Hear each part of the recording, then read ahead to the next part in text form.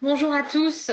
Alors, ces derniers mois ont été riches en actualité, tant par des décisions de jurisprudence faisant date que du fait du législateur. On peut citer par exemple la RE 2020 qui, durant l'été, les derniers textes ont été publiés, ou encore la loi climat et résilience qui ont des implications sur le droit de la construction.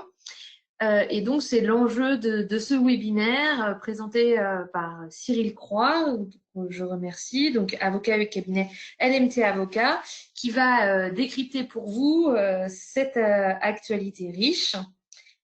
Alors, tout au long de cette conférence, vous pouvez poser des questions. Alors, on va juste changer de slide. Voilà, merci beaucoup. Donc, tout au long de la conférence, vous pouvez poser des questions selon donc la petite procédure qui est décrite ici. Elles seront traitées à l'issue de la présentation par Cyril. Donc, il me reste à le remercier et à lui laisser la parole.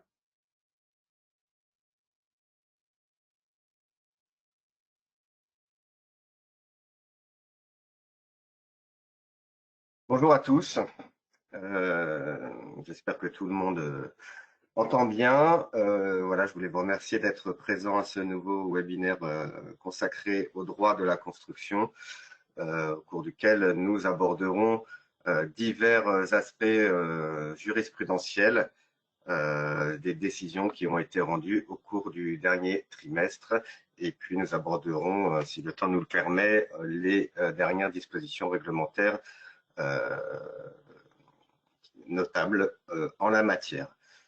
Voilà, donc nous allons débuter par une actualité jurisprudentielle, comme vous pouvez le constater, assez fournie et assez exhaustive, puisque l'ensemble des thèmes relatifs au droit de la construction seront, je l'espère, abordés au cours de ce webinaire. Le premier arrêt dont il m'a semblé intéressant de parler est un arrêt rendu par la Cour de cassation le 8 juillet 2021, que vous pourrez trouver sous les numéros 20 15 669, qui est un arrêt qui est consacré à la qualité à agir en matière de garantie décennale. C'est un problème, une problématique qui est récurrente en la matière et qui est vraiment fondamentale concernant les demandes qui sont formulées à l'encontre des constructeurs. En effet, il convient de rappeler que l'article 1792 du Code civil prévoit que le bénéfice de l'action en garantie décennale est attaché à la qualité de maître d'ouvrage. Et cette qualité se transmet avec la propriété du bien et se transmet donc aux propriétaires successifs de l'ouvrage. Donc le maître d'ouvrage à l'origine est le seul titulaire de l'action en garantie décennale qui se transmet aux propriétaires successifs.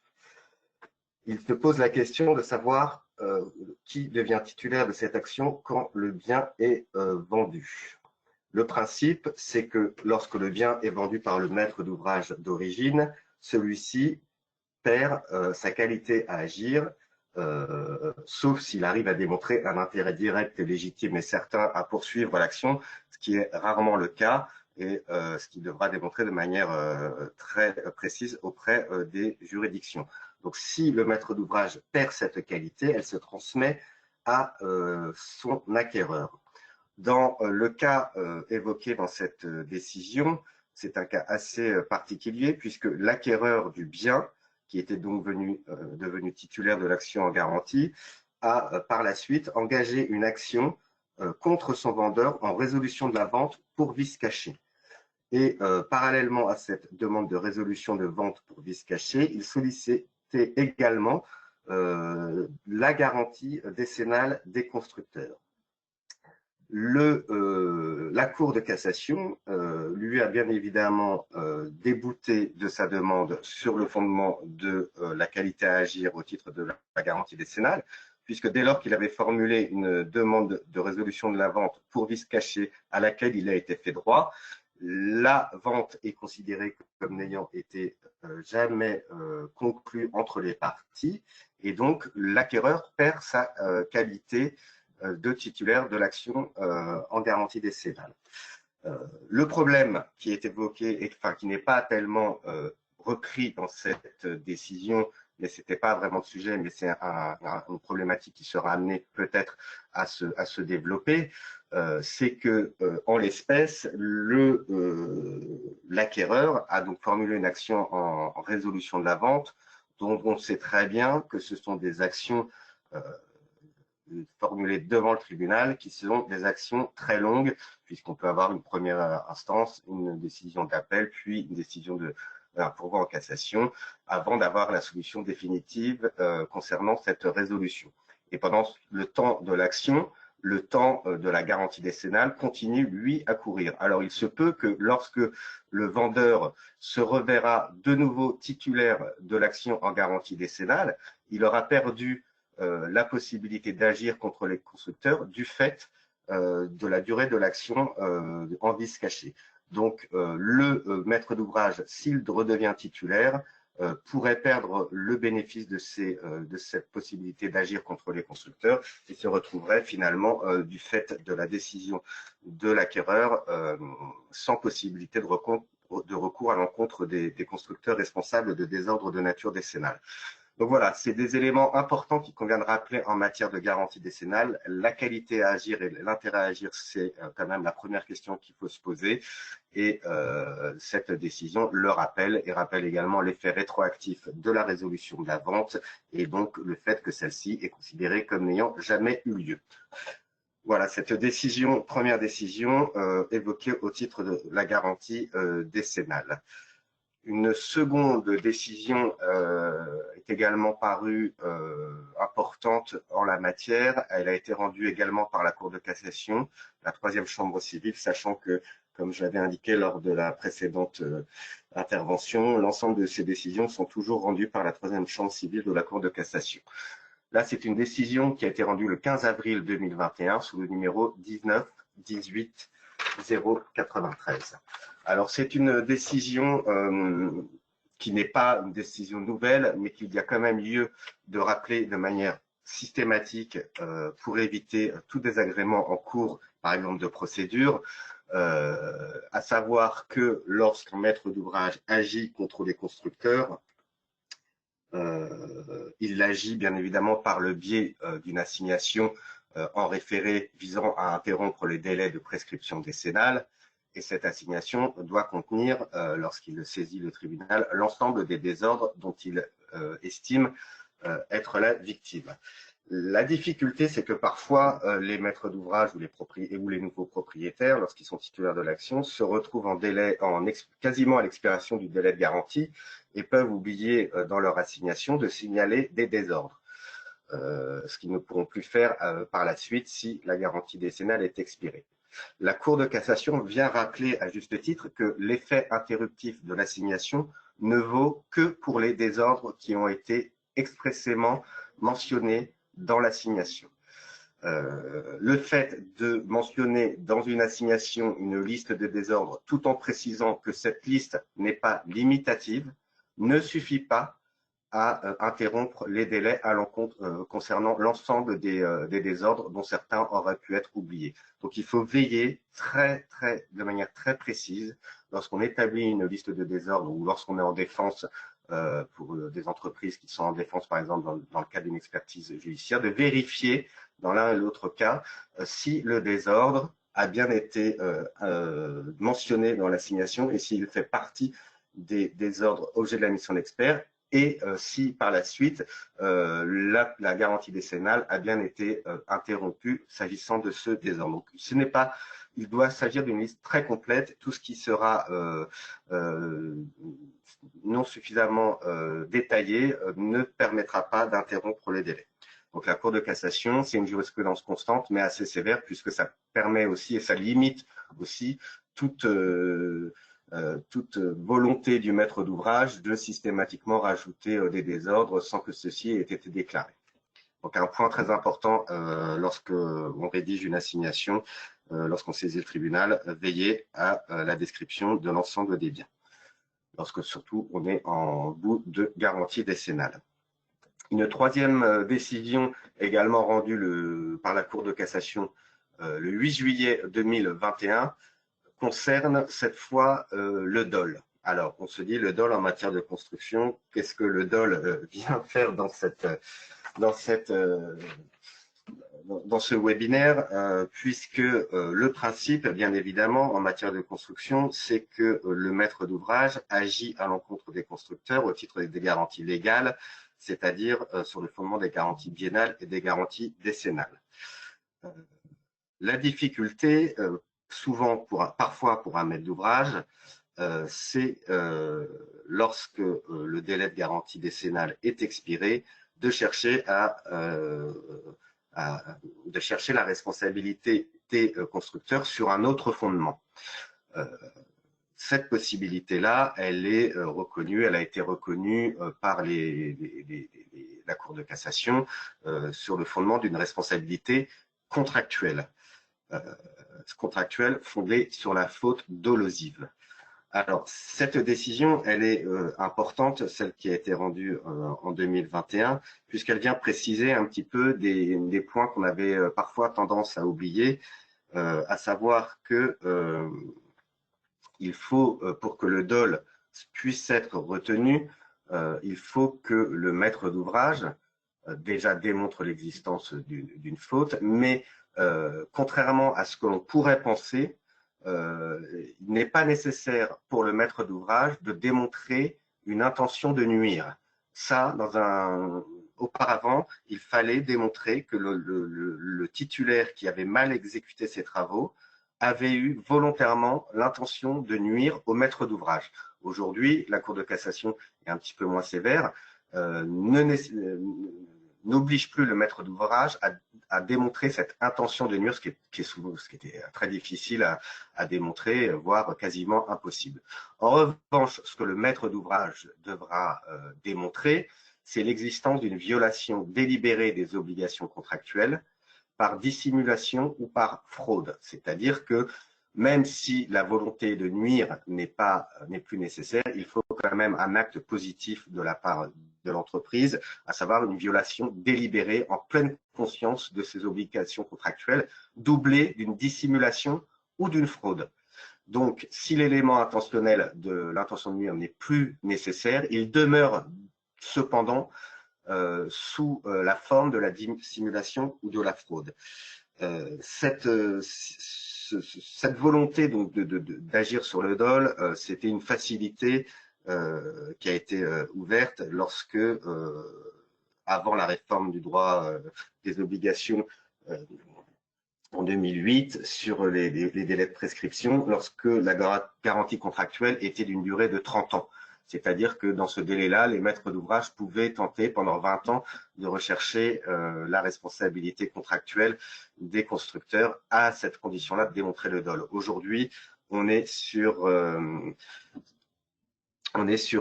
délai qui se colle au délai de garantie décennale, sauf à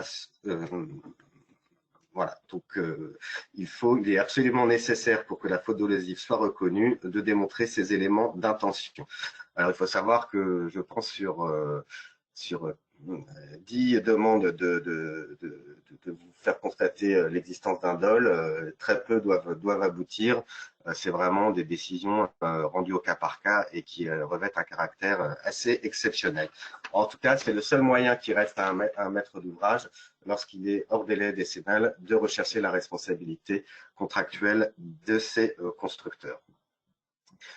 Nous poursuivrons par la suite sur un arrêt également assez important et qui est une question qui revient très souvent en matière d'expertise judiciaire, notamment la question du non-respect des DTU. Alors, on sait très bien que c'est une question vraiment prégnante dans ce type de dossier. En l'espèce, il fallait savoir que un bien avait été vendu par une SCI à un acquéreur dont la toiture s'était envolée et écroulée, et à la suite d'une expertise, il s'est avéré que cette toiture n'avait pas été réalisée conformément au DTU.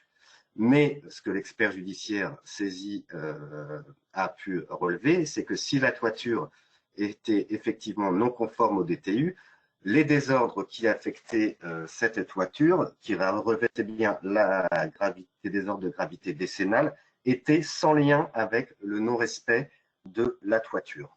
Donc, on peut avoir un non-respect des DTU. On peut avoir une absence de respect au DTU sans forcément que ça crée un désordre.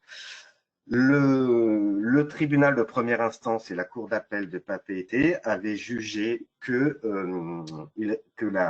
le fait que les DTU n'avaient pas été respectés suffisait à démontrer que le titulaire n'avait pas respecté ses obligations contractuelles.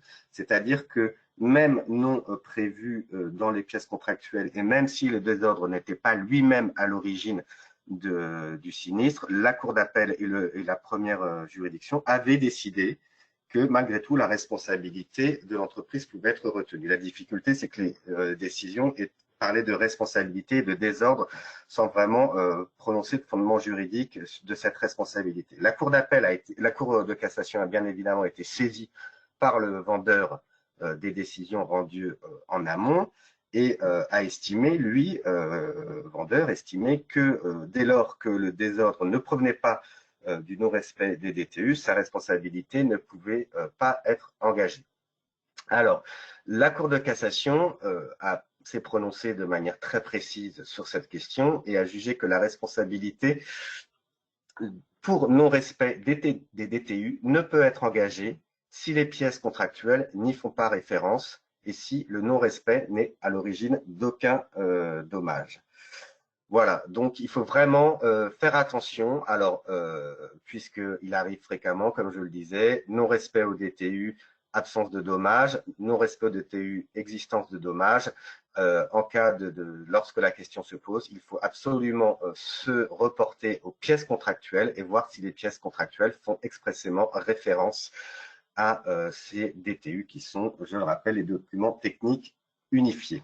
Voilà, donc une décision assez importante et qui sera amenée à prendre, je pense, pas mal de place en matière de contentieux de la construction et notamment au cours des expertises judiciaires, puisque selon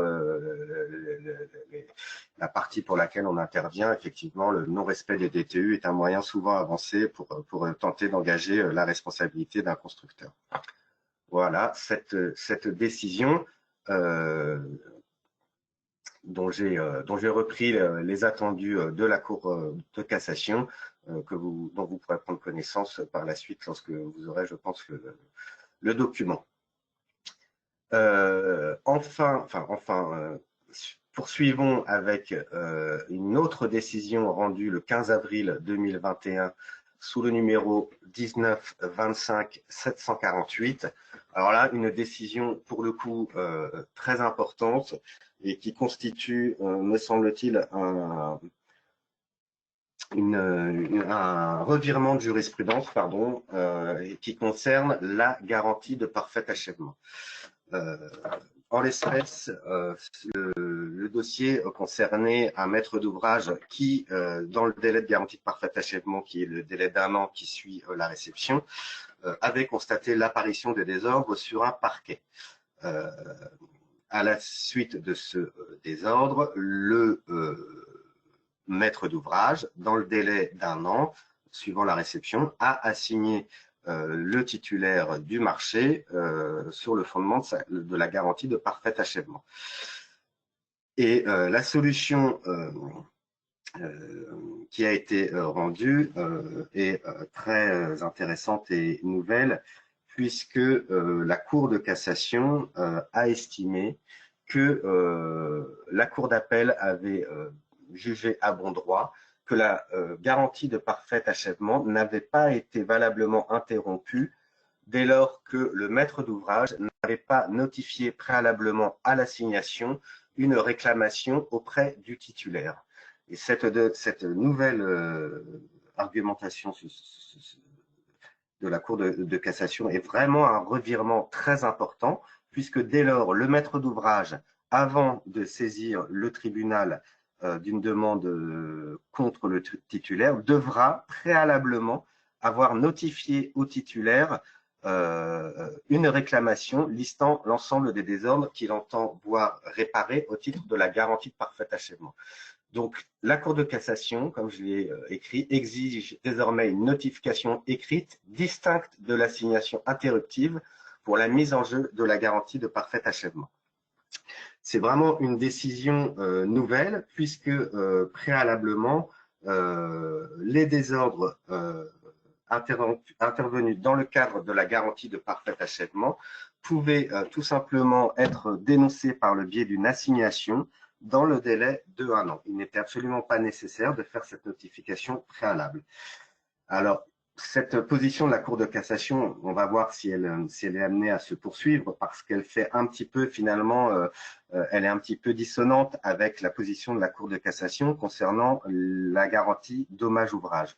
En effet, lorsque la garantie dommage-ouvrage peut être mise en jeu avant réception, lorsqu'après mise en demeure restée infructueuse, le titulaire du marché n'a pas répondu à ses obligations et n'a pas repris les désordres.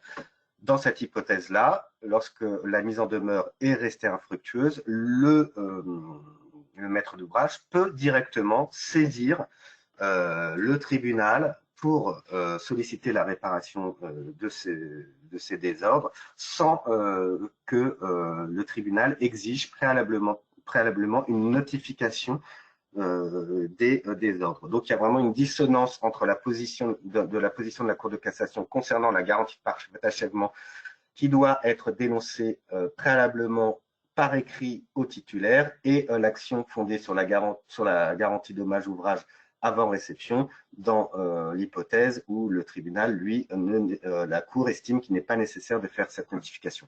La difficulté, on la voit poindre, puisque bien évidemment, la garantie de parfait achèvement, c'est une garantie qui dure 1 an, qui est relativement courte finalement, et la difficulté sera pour un maître d'ouvrage qui constatera peu de temps avant l'expiration de la garantie de parfait achèvement l'existence de désordre, de préalablement notifier avant de saisir le tribunal. Il est arrivé fréquemment que la saisine du tribunal intervienne en bout de course et justement serve d'interruption pour l'ensemble des désordres constatés. Donc là, ça sera plus possible. Il faudra préalablement faire cette notification. La question va se poser, est-ce que préalable, ça veut dire forcément avant ou est-ce que ça peut être concomitant? Je pense que soit la Cour de cassation sera amenée à revenir sur cette position ou alors à apporter des précisions quant aux modalités de notification. Voilà. Alors, poursuivons par une décision rendue le 24 juin 2021 sous le numéro 2012.170, toujours par la troisième chambre de la Cour de cassation. Ça, c'est également une décision très importante et un sujet qu'on est tous amenés à vivre dans le cadre de nos dossiers ou en cadre, aussi bien au fond que dans le cadre d'expertise judiciaire. Cette décision est, comme je le disais, assez intéressante car elle revient sur une problématique qui est récurrente, qui est celle des désordres qu'on appelle des désordres évolutifs, la question des dommages futurs et la question du dommage généralisé.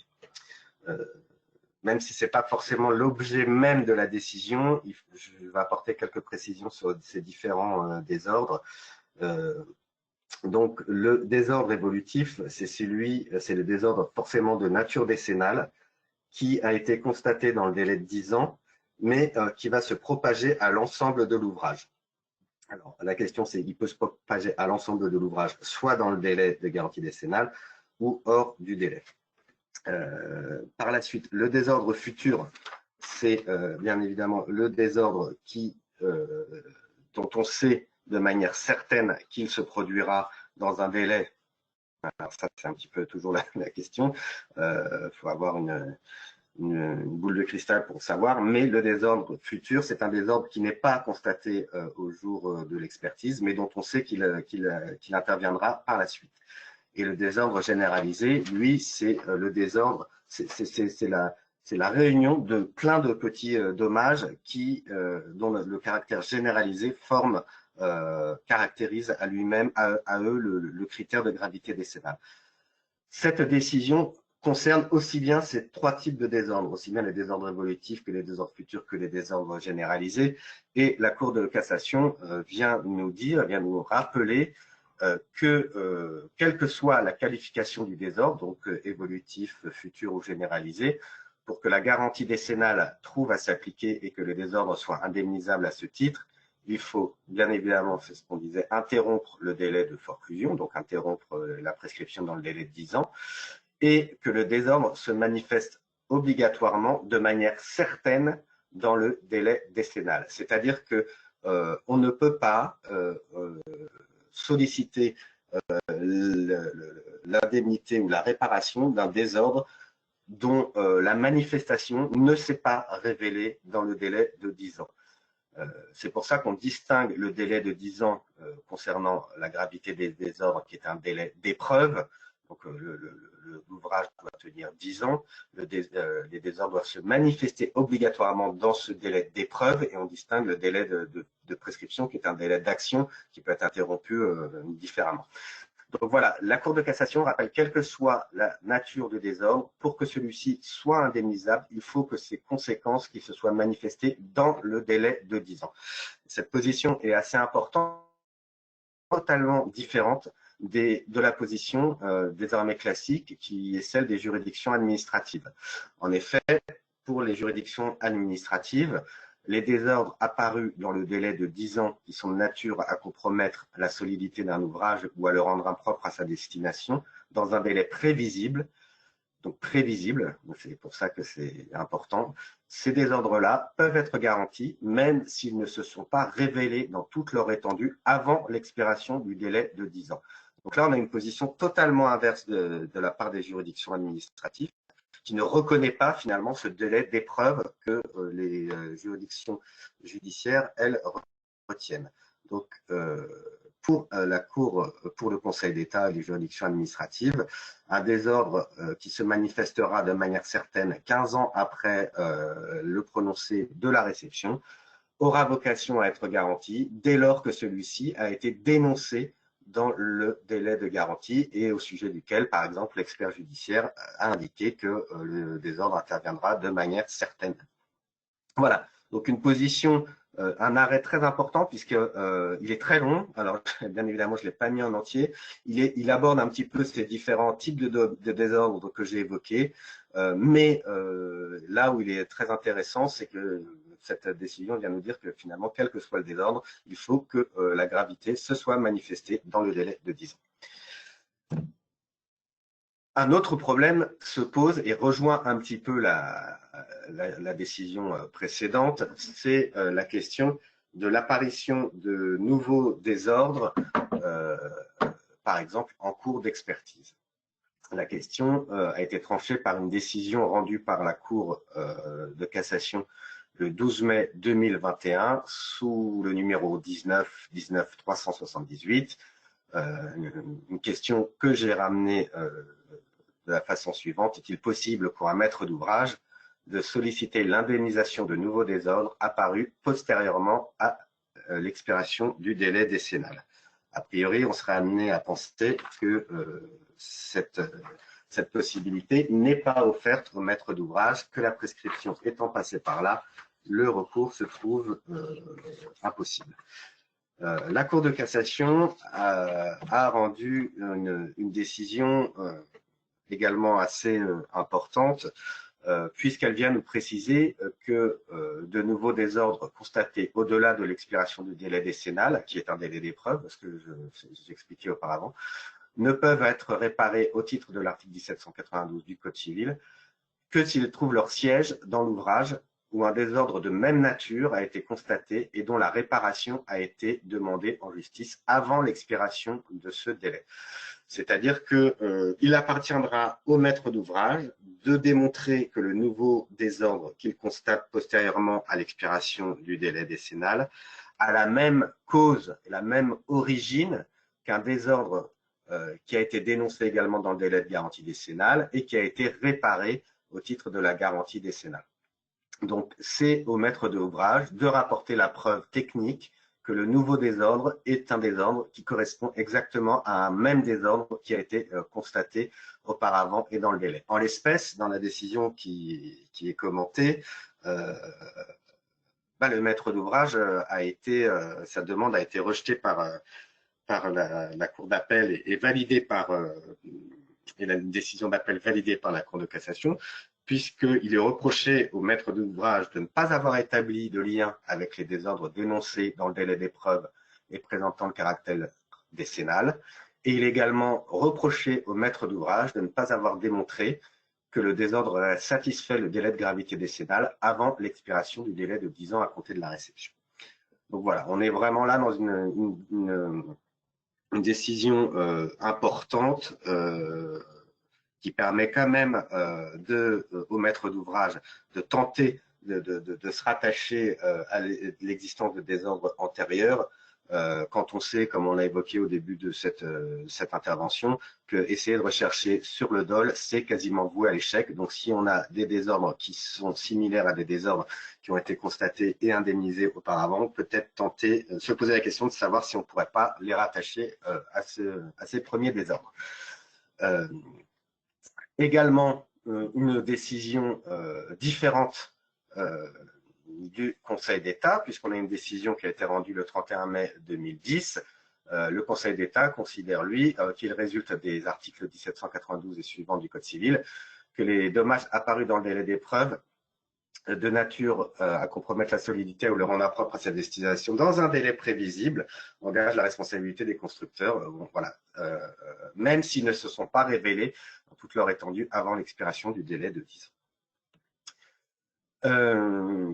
Alors là, je voudrais évoquer une décision importante qui concerne et qui est fréquente et qui est de plus en plus fréquente, qui existe depuis que la loi Spinetta existe, c'est la question de l'indemnisation au titre de la garantie décennale des désordres esthétiques. Alors, on dit désordre esthétique ou inesthétique, peu importe, mais cette question est une question récurrente qui a fait l'objet de nombreuses décisions et décisions qui sont souvent remises en cause par la Cour de cassation elle-même ou qui sont précisées au fur et à mesure des recours. En effet, on sait depuis la décision du 10 octobre 2012 rendue par la Cour de cassation que des désordres de nature esthétique qui affectent un ouvrage peuvent, sous certaines conditions, entraîner la garantie décennale, puisque la garantie décennale ne s'applique, on le sait bien, lorsque uniquement l'ouvrage est rendu impropre à sa destination ou qu'il est porté atteinte à sa solidité. Donc, a priori, des désordres de nature esthétique ne rentrent pas dans le cadre de la garantie décennale. Toutefois, dès 2012, la Cour de cassation a estimé que les désordres esthétiques pouvaient être garantis au titre de cette garantie décennale, dans la mesure où on avait des façades qui avaient été reprises et qui étaient atteintes de désordres esthétiques généralisés qui affectaient sensiblement l'aspect extérieur du bâtiment, et d'autant plus que ce bâtiment avait une situation particulière puisque ce bâtiment constituait l'un des éléments phares du patrimoine architectural de la commune de Biarritz. Et donc, la Cour d'appel qui avait retenu que compte tenu de cet ouvrage qui était un élément du patrimoine architectural de la commune, les désordres esthétiques portaient une atteinte grave à la destination de l'ouvrage et a pu retenir que la garantie décennale était susceptible de s'appliquer au titre de désordre de nature esthétique. Ça, c'est une décision qui date de 2012. A contrario, on a une décision rendue le 19 septembre 2019 sous le numéro 18-19-353, également pour un bâtiment assez particulier puisqu'il s'agissait d'un hôtel.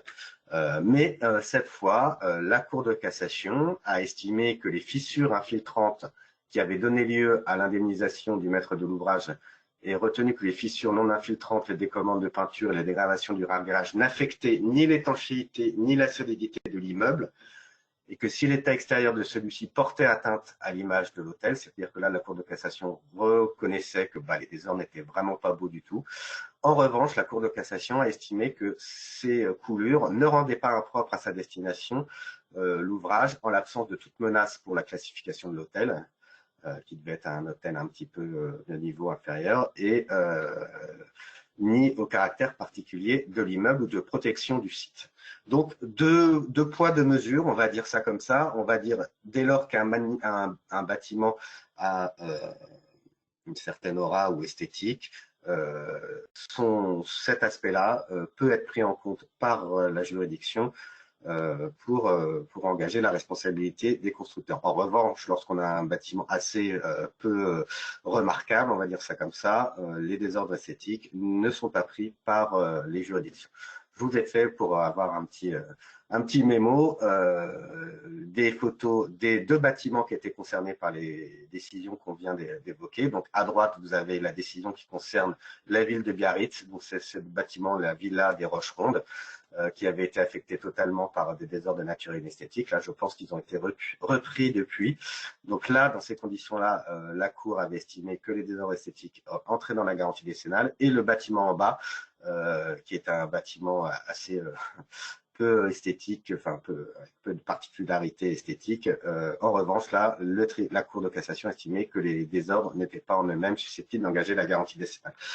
La décision que je voulais évoquer, c'est une décision qui a également été rendue le 12 mai 2021 par la Cour de cassation, sous le numéro 19 24 786. Et une décision, à mon avis, assez mal rédigée, qui va prêter à discussion, puisque dans cette affaire-là, la Cour de cassation a rédigé de la façon suivante sa décision. La Cour d'appel a retenu que les fêlures cassent des carreaux sur les murs et salles de bain. On était dans une résidence hôtelière. Le décollement au cueil des plafonds et la fissuration verticale au droit des plaques murales compromettaient l'esthétique et l'habitabilité de l'immeuble, et qui le rendaient impropre à sa destination dès lors qu'ils affectaient des éléments essentiels des salles de bain et des WC, à savoir les carrelages, ainsi que les murs porteurs, rendant inhabitables des chambres d'une résidence hôtelière de haut standing, et qu'il était donc de nature décennale au sens des dispositions de l'article 1792 et suivant du Code civil. La difficulté de cette décision, c'est le fait que la Cour de cassation retient et valide le fait que la Cour d'appel avait été plus précise, puisque la Cour d'appel avait estimé que les désordres affectaient effectivement des éléments essentiels du bâtiment, mais que les désordres étaient également généralisés. Et là, la Cour de cassation n'a pas parlé de généralisation et a retenu du simple fait que les désordres affectaient des éléments essentiels, sans parler de généralisation. Cela suffisait, compte tenu du standing du bâtiment, à engager la responsabilité décennale des constructeurs. Donc, éléments essentiels, uniquement pour la Cour de cassation, suffit à retenir l'existence de désordres décennales lorsqu'ils affectent des ouvrages qui n'ont qu'une vocation esthétique. Donc, c'est ce que je vous ai mis là. La Cour d'appel avait retenu l'usage spécifique de l'immeuble et la généralisation des désordres. En revanche, la Cour de cassation ne fait référence qu'aux éléments essentiels du siège des désordres, sans faire référence à leur généralisation. La problématique de cette décision, c'est à partir de quel moment, déjà, que sont des éléments essentiels. Ça va être très difficile à préciser. On va être, je pense, amené à avoir des décisions qui vont être rendues sur cette question-là. Chacun estimant que même si c'est des désordres esthétiques, ils affectent des éléments essentiels. Qu'est-ce qu'un élément essentiel, et à partir de quel moment on va considérer que les désordres sont de nature inesthétique, et à partir de combien on peut estimer effectivement que cela rentre dans la garantie décennale. Ce qu'avait fait la Cour d'appel en précisant que c'était généralisé. La Cour de cassation n'ayant pas parlé de cette généralisation, ça va être effectivement très compliqué à trancher. Voilà, donc je pense une décision importante dont il faut se souvenir, et l'existence de la notion d'éléments essentiels désormais retenue par la Cour de cassation.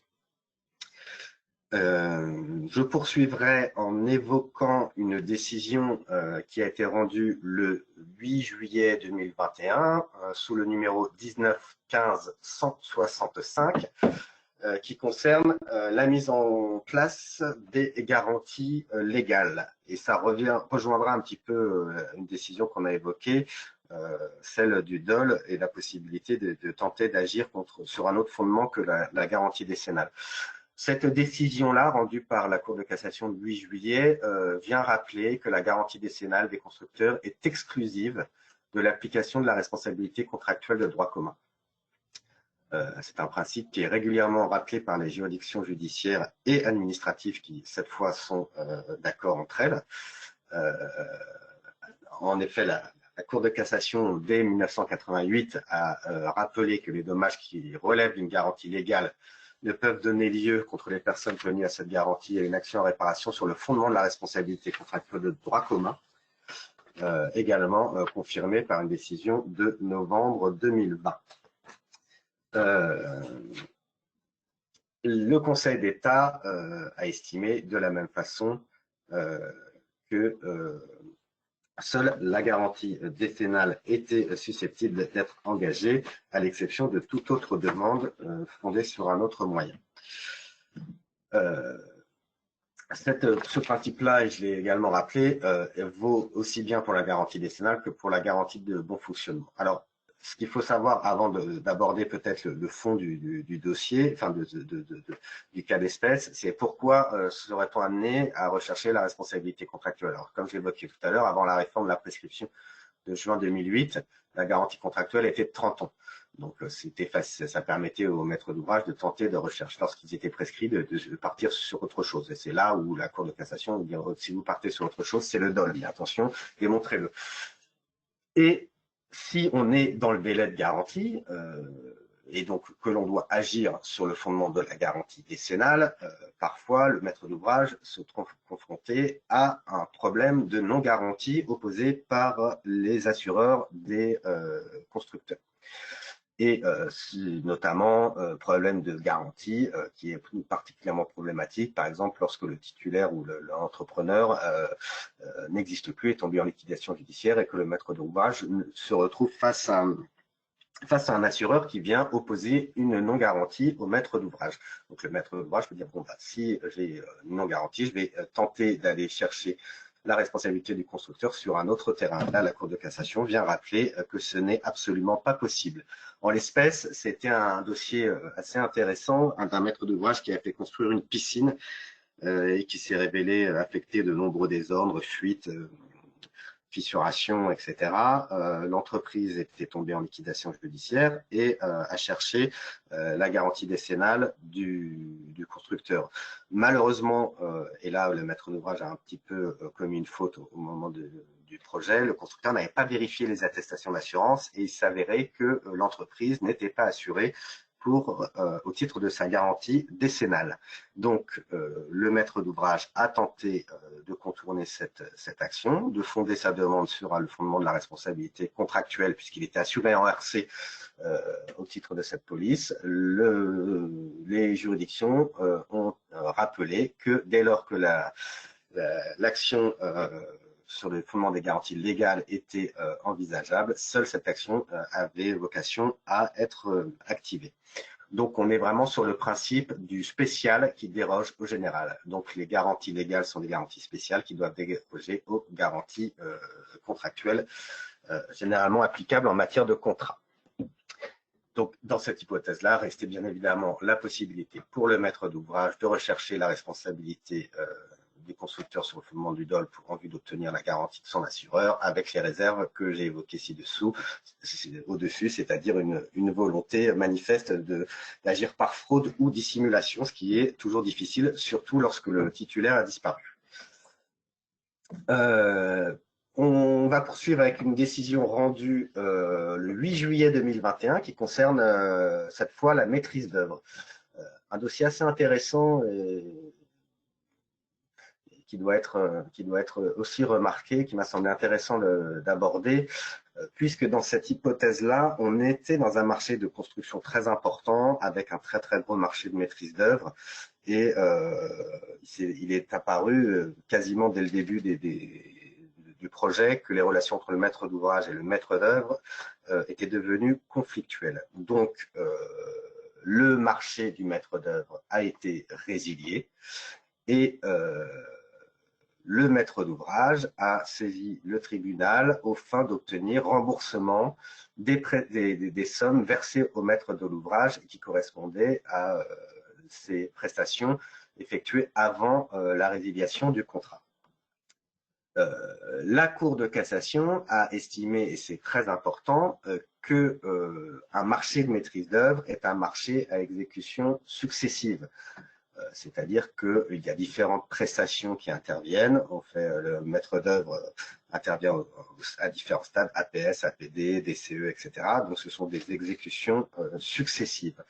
Et ce n'est pas une seule et même prestation qui a pour objet un but unique. Donc, ce sont des prestations différentes, mais qui s'échelonnent dans le temps.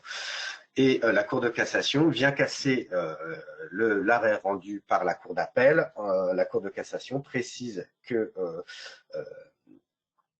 la Cour d'appel, en se déterminant ainsi sans caractériser une inexécution ou une exécution imparfaite des prestations fournies depuis l'origine, ni relever que les différentes prestations confiées à l'architecte seraient indissociables, la Cour d'appel n'a pas donné de base légale à cette décision. C'est-à-dire que dès lors que c'est une exécution successive, tout ce qui a été fait avant la résiliation, sauf à ce que le maître d'ouvrage démontre une totale inexécution, tout ce qui a été fait avant doit être versé et conservé par le maître d'œuvre. C'est-à-dire que là, le maître d'œuvre a été condamné en appel à rembourser tout ce qu'il avait perçu. La Cour de cassation a infirmé cette décision au regard de la nature même du contrat de maîtrise d'œuvre, qui est un contrat à exécution successive, ce qui permet ce raisonnement-là. Donc, ce que j'ai mis comme apport pour cette décision, pour accueillir l'action en remboursement des honoraires de l'architecte, donc la Cour d'appel aurait dû caractériser une inexécution ou une exécution imparfaite des prestations fournies par l'architecte depuis l'origine, et la Cour d'appel aurait dû retenir que le fait que les différentes prestations de ce dernier formaient un tout indissociable, ce qui n'était manifestement pas le cas en l'espèce. Donc la Cour d'appel s'était trompée dans son raisonnement. Donc la restitution des honoraires du maître d'œuvre n'était donc pas automatique. Toujours une question de responsabilité du maître d'œuvre concernant le dépassement de l'enveloppe budgétaire. Il faut avoir en tête, bien évidemment, le fonctionnement d'un projet, ce qu'est une enveloppe budgétaire, c'est-à-dire que le maître d'ouvrage, lorsqu'il se lance dans un projet, a bien évidemment une idée un petit peu floue du montant qu'il est en mesure de dépenser, de mettre sur ce projet-là, mais bien évidemment, ce montant-là s'affine au fur et à mesure de l'opération, et il s'affine surtout au moment où le maître d'œuvre intervient aux différents stades, au stade APD, DCE, etc., APS, qu'on a pu évoquer tout à l'heure.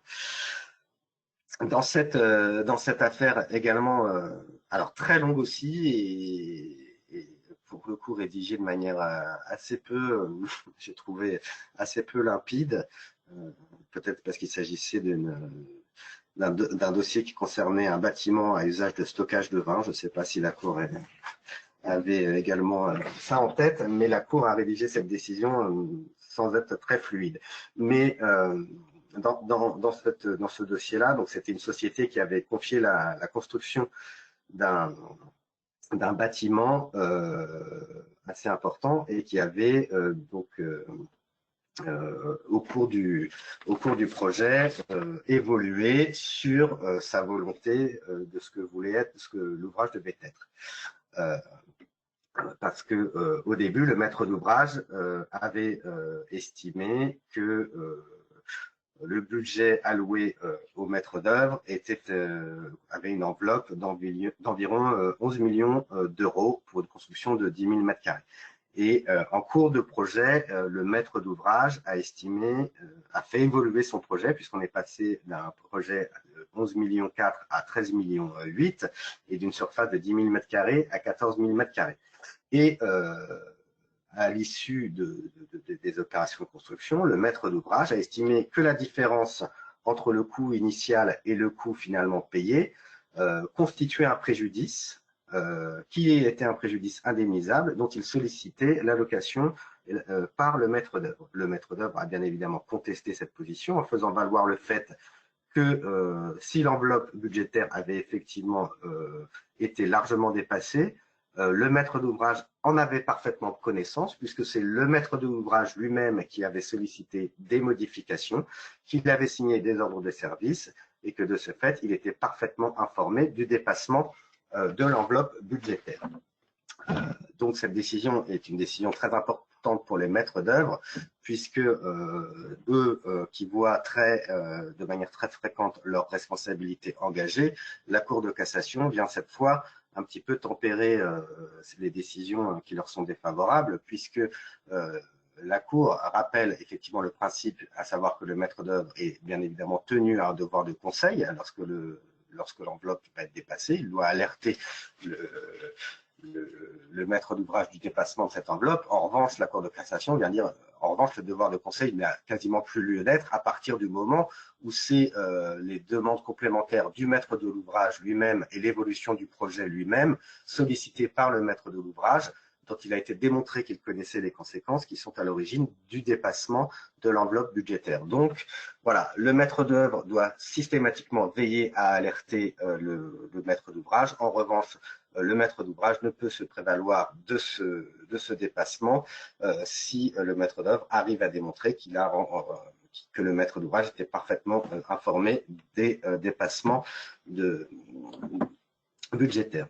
Voilà, donc ce sont des décisions assez récentes et assez intéressantes, je trouve, dans ce domaine-là, avec des décisions assez étonnantes parfois, notamment s'agissant de la question de la garantie de parfait achèvement et l'obligation de devoir notifier désormais préalablement à la saisine du tribunal les désordres apparus dans le délai de garantie de bon fonctionnement. Une décision également importante concernant les désordres esthétiques, et puis cette décision concernant le maître d'œuvre et son devoir de conseil, qui sont des décisions, me semble-t-il, importantes et à suivre par la suite. Voilà, alors je ne sais pas si le temps imparti est largement dépassé. On pourrait peut-être alors poursuivre de manière un petit peu plus rapide sur l'actualité réglementaire avant de traiter les quelques questions qui ont été formulées. Donc bien évidemment, l'actualité réglementaire concerne la loi climat, climat et résilience, qui a été publiée le 24 août 2021. Avec bien sûr la question l'objectif de zéro artificialisation nette des sols, qui est désormais inscrit dans le marbre et qui devient un principe de droit de l'urbanisme. Donc c'est un objectif désormais officiel qui sera visé avec une zéro artificialisation nette à l'issue 2050. Donc voilà, c'est ce que j'ai indiqué en dessous, que cette notion devient un des objectifs généraux du droit de l'urbanisme. Alors, bon, ce sera, j'imagine, un sujet qui sera peut-être abordé de manière plus approfondie dans les webinaires qui concernent l'urbanisme, mais c'est quelque chose qui sera quand même amené à avoir des conséquences en matière de construction et de responsabilité. Et puis, bien évidemment, on attend le décret sur la classification des sols, mais voilà, un dossier assez important. Donc, cette loi, outre la question de zéro artificialisation des sols, prévoit également l'obligation, j'ai repris les obligations très importantes de cette loi, l'obligation de réaliser une étude d'optimisation de la densité des constructions pour toute opération d'aménagement, faisant l'objet d'une évaluation environnementale, une interdiction générale d'implantation des nouvelles surfaces commerciales de plus de 10 000 m² de surface de vente sur des terres non artificialisées. Et ce qui est assez nouveau, enfin ce qui est totalement nouveau aussi, c'est l'introduction dans le code de l'urbanisme d'une section qui concerne les friches industrielles et leur définition, puisque cette notion n'était absolument pas définie, ce qui est désormais le cas maintenant. Également, l'introduction de nouveaux outils pour les communes littorales exposées au risque d'érosion côtière, un sujet intéressant et malheureusement amené, je pense, à se développer également, puisqu'il y a la création d'un droit de préemption dédié à l'acquisition des biens exposés à l'érosion littorale. On a en tête le bâtiment Le Signal, qui est un modèle d'exposition à l'érosion littorale, qui a fait beaucoup couler d'encre sur la responsabilité des collectivités qui accordent des permis. La coordination du régime des autorisations d'urbanisme avec les nouvelles règles de constructibilité applicables aux constructions et démolitions dans les zones exposées au recul de trait des côtes, et également le renforcement du dispositif d'information des acquéreurs et des locataires relatifs aux biens exposés à l'aléa et l'érosion côtière. Voilà, et puis bien évidemment la réglementation là qui va concerner vraiment de manière très précise les constructeurs et les maîtres d'ouvrage, la réglementation environnementale RE 2020 qui sera applicable au 1er janvier 2022, donc demain. Ce qui est assez étonnant, c'est que les décrets et arrêtés ont été publiés cet été, donc ce qui laisse finalement très peu de temps pour agir et mettre en place cette réglementation. Donc il va venir suppléer, remplacer la fameuse réglementation thermique RT 2012. Donc cette nouvelle réglementation prise par décret fixe 5 nouvelles exigences de résultats. Ce sont des obligations de résultats qui devront être respectées dans les nouveaux bâtiments qui seront construits en France métropolitaine. Donc les objectifs, c'est bien évidemment limiter la consommation de l'énergie primaire, limiter l'impact sur le changement climatique associé à ces consommations et limiter ainsi l'impact des composants du bâtiment sur le changement climatique, limiter des situations d'inconfort dans le bâtiment en période estivale, optimiser la conception énergétique du bâtiment, des systèmes énergétiques mis en œuvre. Un point qui va être amené, à mon avis, à concerner le droit de la construction particulièrement, c'est la question de limiter les situations d'inconfort dans le bâtiment en période estivale, tout ce qui concerne effectivement les systèmes de climatisation et de ventilation qui sont des situations de confort. Et comme on l'a dit, l'ouvrage doit être pris dans son ensemble et à un usage normal. Donc parfois, les juridictions, lorsqu'on a une situation d'inconfort, estimaient que ce n'était pas des désordres qui relevaient forcément de garanties décennales. Là, dès lors que l'objectif est une obligation de résultat, c'est-à-dire de supprimer les situations d'inconfort, il est bien évident que ces situations-là seront, me semble-t-il, amenées à être considérées désormais de manière certaine comme des désordres relevant de nature décennale, c'est-à-dire rendant l'ouvrage impropre à leur destination. Donc voilà, c'est une des réglementations qui sont attendues, qui étaient attendues tant par les maîtres d'ouvrage que les entreprises, qui vont avoir des répercussions importantes. Donc en matière de responsabilité et également en matière d'assurance sur la couverture de ce type de risque. Donc voilà, et puis l'arrêté, alors l'arrêté qui vient préciser ce décret a été également pris le 4 août 2021. Alors là, on va bien évidemment pas l'aborder puisque cet arrêté liste sur plus de 1800 pages les exigences des bâtiments concernant les questions de perméabilité à l'air, l'isolation thermique, les installations de chauffage ou la question du confort d'été. Et voilà. Et un point important, c'est que ces questions de performance-là seront vérifiées une fois que les bâtiments auront été achevés. Alors là aussi, la question de savoir si on parle d'achèvement ou si on parle de réception, ce qui a des conséquences totalement différentes en matière de responsabilité décennale et des garanties des constructeurs. Voilà, j'en ai terminé avec cette actualité chargée en droit de la construction. J'ai quelques petites questions qui ont été posées, notamment sur la question de la mise en demeure à l'assureur dommage ouvrage. La mise en demeure mentionne-t-elle nécessairement les désordres à lever? Cela ne vaut-il pas notification au sens de cette JP? Oui, c'est ce que je disais.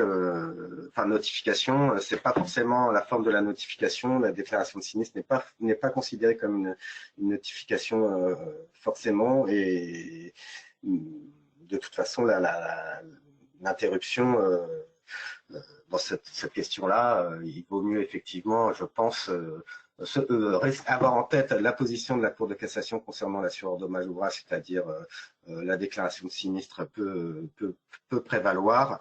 La notification préalable n'est pas suffisante. Effectivement, oui, la mise en demeure remplit ça dans le cadre de l'assurance dommage ouvrage, mais ce qui n'est pas le cas pour la garantie de parfait achèvement. Donc c'est ce que j'ai essayé d'expliquer, c'est qu'il y a vraiment une dichotomie de la part de la Cour de cassation sur la notion de notification préalable. Voilà, donc il faut donc pour la dommage ouvrage, restons effectivement avec la pratique actuelle d'énoncer dans le cadre d'une déclaration de sinistre et puis de saisir le tribunal par la suite et pour la garantie de parfait achèvement, finalement de faire exactement la même chose et non pas se contenter d'une simple assignation comme ça pouvait être le cas auparavant. La RE 2020 ne concerne que les constructions neuves ou aussi les rénovations. Alors, il y a des critères, bien évidemment, d'importance de l'ampleur des travaux, des surfaces de travaux. Et il y a toute une liste. Alors, je ne l'ai pas mis, hein, bien évidemment, parce que donc là, l'arrêté fait 1800 pages. Mais il y a toute une liste des bâtiments qui seront concernés, qui se trouvent dans le décret. Donc qui précise avec une force détail l'ensemble des bâtiments qui seront concernés par et l'ensemble des travaux qui seront concernés par ces réglementations.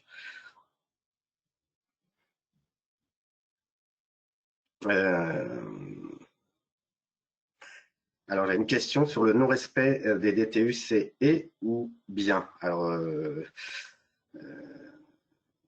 c'est-à-dire en cas de désordre et de non-respect des DTU, là forcément la responsabilité du titulaire est retenue à la condition que le non-respect du DTU soit à l'origine du sinistre et que la référence au DTU ait été précisée dans les pièces contractuelles. Voilà, donc c'est et voilà. Et bien évidemment, un non-respect de DTU dans les pièces contractuelles ne permet pas d'engager la responsabilité contractuelle en l'absence de désordre. Voilà. J'espère avoir répondu sur ces points à ces petites questions. Je vous mets là, si vous avez d'autres questions, le petit mémo pour poser vos questions en live si vous le souhaitez. Et puis par la suite,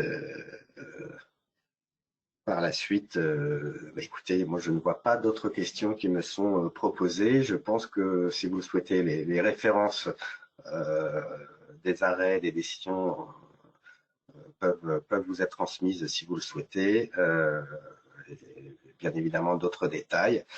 Et puis, pour le reste, si je vais terminer là, s'il n'y a plus d'autres questions, je vous donne rendez-vous au 6 décembre prochain à la même heure avec une actualité, j'espère, aussi riche en droit de la construction. Merci beaucoup à tous de votre écoute et puis à bientôt. Au revoir.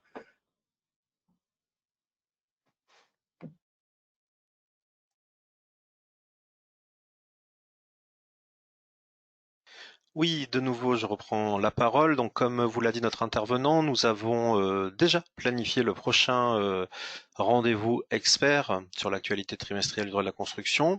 Et j'invite celles et ceux d'entre vous qui le désirent à répondre à ce rapide sondage pour dire si vous souhaitez ou pas recevoir une invitation pour le lundi 6 décembre à 14h30. Voilà, avec toujours ce même format dont nous gratifie Cyril Croix, qui est efficace, hein, 1 heure pour faire le point sur l'actualité récente autour du droit de la construction, donc avec la revue des opérations immobilières et Moniteur Juris.